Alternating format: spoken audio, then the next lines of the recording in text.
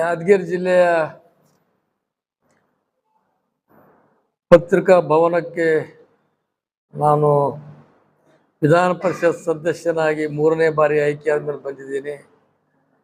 ತಾವೆಲ್ಲ ವಿಚಾರ ವಿನಿಮಯ ನಿಮ್ಮ ಮಾತುಗಳು ಕೇಳಿದ್ರೆ ಬಹುಶಃ ಗುಲ್ಬರ್ಗದಲ್ಲಿದ್ದಂಥ ಪತ್ರಿಕರ್ತಿಗಿಂತ ನೀವೇ ಅತ್ಯಂತ ಸರ್ವಶ್ರೇಷ್ಠ ಅಂತ ಹೇಳೋಕ್ಕೂ ಕೂಡ ನನಗೆ ಹೆಮ್ಮೆ ಅನ್ನಿಸ್ತದೆ.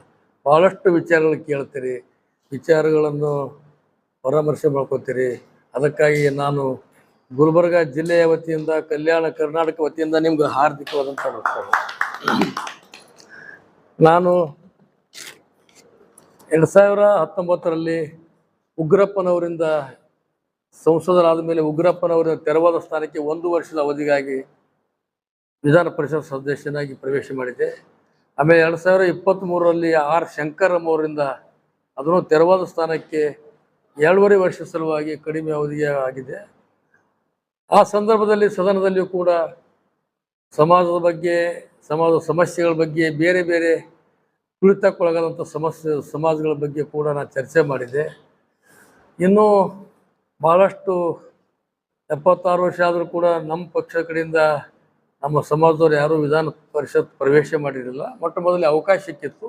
ನನಗೆ ಪೂರ್ಣ ಪ್ರಮಾಣದ ಅವಧಿಗಾಗಿ ನನಗೆ ವಿಧಾನ ಪರಿಷತ್ ಸದಸ್ಯರ ಅವಕಾಶ ಮಾಡಿಕೊಡ್ಬೇಕಂದಾಗ ರಾಜ್ಯ ನಾಯಕರು, ರಾಷ್ಟ್ರ ನಾಯಕರು ಕೂಡ್ಕೊಂಡು ಚರ್ಚೆ ಮಾಡಿ ನನಗೆ ಅವಕಾಶ ಮಾಡಿಕೊಟ್ಟಿದ್ದಾರೆ. ಇವತ್ತು ದಿವಸ ನನಗೆ ಯಾದಗಿರಿ ಜಿಲ್ಲೆ ಉಸ್ತುವಾರಿಯಾಗಿ ಈ ಮತದಾರ ಪಟ್ಟಿ ಪರಿಷ್ಕರಣೆ SIR ಇದರ ಸಲುವಾಗಿ ನೇಮಕ ಮಾಡಿದ್ದಾರೆ.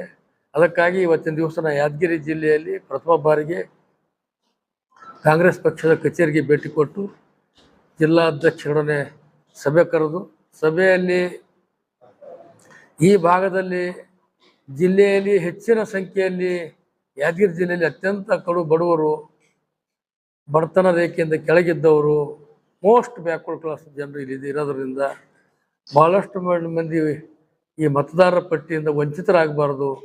ಒಂದು ಉದಾಹರಣೆ ಹೇಳ್ತೀನಿ ನಿಮಗೆ. ವೆಸ್ಟ್ ಬಂಗಾಳದಲ್ಲಿ 90 ಲಕ್ಷ ಮತದಾರರನ್ನು ಮತದಾನದಿಂದ ಹೊರಗಿಟ್ಟು ಅಲ್ಲಿಯ ಸರ್ಕಾರವನ್ನೇ ಬುಡಮೇಲು ಮಾಡಿದಂಥದ್ದು, ಭಾಳ ವರ್ಷಗಳ ಕಾಲ ಉತ್ತಮವಾದಂಥ ಆಡಳಿತ ಕೊಟ್ಟಂಥ ಮಮತಾ ಬೆನರ್ಜಿಗೆ ಅವರನ್ನು ತೆಗೆದು ಹೊಸ ಸರ್ಕಾರ ರಚನೆ ಮಾಡ್ತಕ್ಕಂಥ ಕೆಲಸ BJP ಸರ್ಕಾರ ಮಾಡಿದೆ. ಅವ್ರದ್ದು 2ನೇ ಪ್ರಯೋಗ ಅಂದರೆ ಕರ್ನಾಟಕದಲ್ಲಿ ಕೂಡ ವೆಸ್ಟ್ ಬೆಂಗಾಲ್ ಮಾದರಿಯಲ್ಲಿ ಮಾಡ್ಬೇಕಂತ ಅವ್ರು ಪ್ರಯತ್ನ ಮಾಡ್ತಾ ಇದ್ದಾರೆ.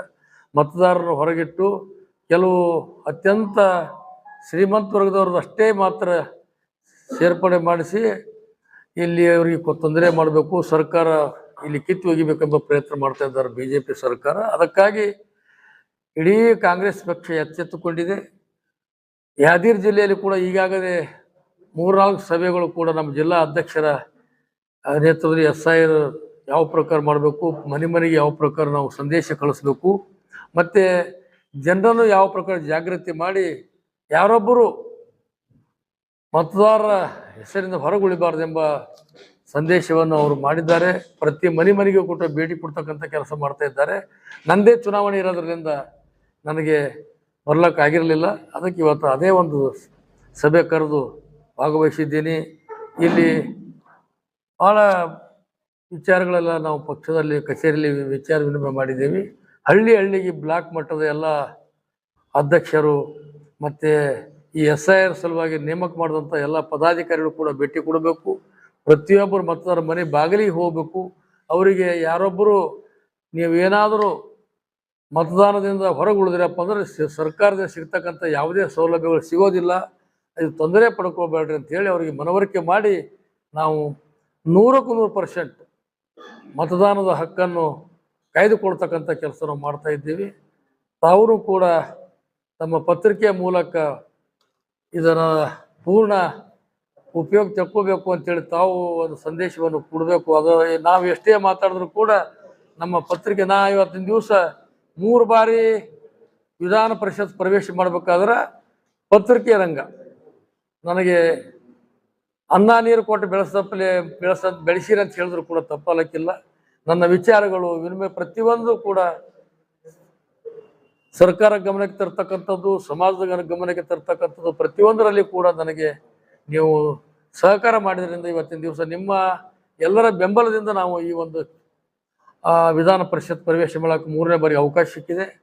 ನಾನು ಇಲ್ಲಿ ಉಸ್ತುವಾರಿಯಾಗಿ ಬಂದಿದ್ದರಿಂದ ಗುರುಮಿಡಕಲ್ ಇರ್ಬೋದು, ಯಾದಗಿರಿ ಇರ್ಬೋದು, ಸುರಪುರದವ್ರು, ಇವರೆಲ್ಲ 3 ಮಂದಿ ನಮ್ಮ ಶರಣಬಸಪ್ಪ ದರ್ಶನಪುರವರು, ಚೆನ್ನಾರೆಡ್ಡಿ ಪಾಟೀಲ್ರು, ಮತ್ತು ಬೀದರ್ ಇದು ವೇಣುಗೋಪಾಲ್ 3 ಮಂದಿ ಅವ ಹಾಕಿಲ್ಲ ಓಟ್ ನಮಗೆ ಗುರುಮಿಡಕಲ್ದವರು 3 ಮಂದಿ ನನಗೆ ಮತ ಹಾಕಿ 10 ಮಂದಿ ಮಂತ್ರಿಗಳು 20 ಮಂದಿ ಶಾಸಕರು ಕೂಡ್ಕೊಂಡು ನನಗೆ ಮತವನ್ನು ಹಾಕಿ ನನಗೆ ಮೊಟ್ಟ ಮೊದಲನೇ ಫಲಿತಾಂಶ ನಂದೇ ಸಿಗ್ತಕ್ಕಂಥ ರೀತಿಯಲ್ಲಿ ಅವಕಾಶ ಮಾಡಿಕೊಟ್ಟಿದ್ದಾರೆ. ಅದಕ್ಕಾಗಿ ಈ ಭಾಗದ ಋಣ ತೀರಿಸಬೇಕು, ಇಲ್ಲಿಯ ಅಭಿವೃದ್ಧಿ ಕೆಲಸಗಳಿಗೆ ಸಹಾಯ ಮಾಡಬೇಕು. ಮತ್ತು ಸ್ಪೆಷಲ್ ಕೇಸ್ ಇದು SIR ಸೀರಿಯಸ್ ತೊಗೊಂಡಿದ್ದೇವೆ ನಾವು. ಮನೆ ಬಾಗಿಲಿಗೆ ಹೋಗಿ ಅವ್ರಿಗೆಲ್ಲ ದಾಖಲೆಗಳು ಕೂಡ ಸರಿಪಡಿಸ್ತಕ್ಕಂಥದ್ದು, ಯಾರು ಮತ ಪರಿಷ್ಕರಣೆ ಬಂದಾಗ ಅವರಿಗೆಲ್ಲ ಏನೇನು ದಾಖಲೆ ಕೊಡ್ಬೇಕು ಅದನ್ನು ಕೂಡ ಮನವರಿಕೆ ಮಾಡಿ ಕೆಲವು ಪಾಂಪ್ಲೆಟ್ಸ್ ಪ್ರಿಂಟ್ ಮಾಡಿ ಕಳಿಸ್ಕೊಡ್ತಕ್ಕಂಥದ್ದು, ಪ್ರತಿಯೊಬ್ಬರ ಮನೆಗೆ ನಮ್ಮ ಕಾರ್ಯಕರ್ತರಿಗೆ ಹೋಗ್ತಕ್ಕಂಥ ಕೆಲಸ ಇವತ್ತು ಹೇಳಿದ್ದೇವೆ. ಪುನಃ ಬರ್ತೀನಿ. ಎಲ್ಲವೂ ಕೂಡ ಮತದಾನದ ಹಕ್ಕಿನಿಂದ ಯಾರೂ ಹೊರಗುಳಿಬಾರ್ದು, BJಪಿಯವರ ಕುತಂತ್ರ ಯಶಸ್ವಿ ಆಗಬಾರ್ದು ಎಂಬ ಸಂದೇಶವೊಂದಿಗೆ ನಾವು ಇಲ್ಲಿ ಪ್ಲ್ಯಾನ್ ಹಾಕಿದ್ದೇವೆ. ಆ ಪ್ರಕಾರ ಮುಂದಿನ ದಿನಗಳಲ್ಲಿ ಗುರುಮಿಠಕಲ್, ಸುರಪುರ್, ಯಾದಗಿರ್, ಶಾಪುರ್ ಎಲ್ಲ ಕಡೆ ಕಾಂಗ್ರೆಸ್ ಪಕ್ಷದ ಅಭ್ಯರ್ಥಿಗಳಿಗೆ ಎಲ್ಲರೂ ಈ ಸಲ ಮುಂದಿನ ಫಲಿತಾಂಶ ನಮ್ಮದೇ ಆಗಬೇಕು. 2028ರಲ್ಲಿ ಕಾಂಗ್ರೆಸ್ ಪಕ್ಷ ಅಧಿಕಾರಕ್ಕೆ ಬರ್ತದೆ ಎಂಬ ಮಾತನ್ನು ಕೂಡ ತಮ್ಮ ಮೂಲಕ ನಾನು ವಿಚಾರ ವ್ಯಕ್ತಪಡಿಸ್ತೀನಿ.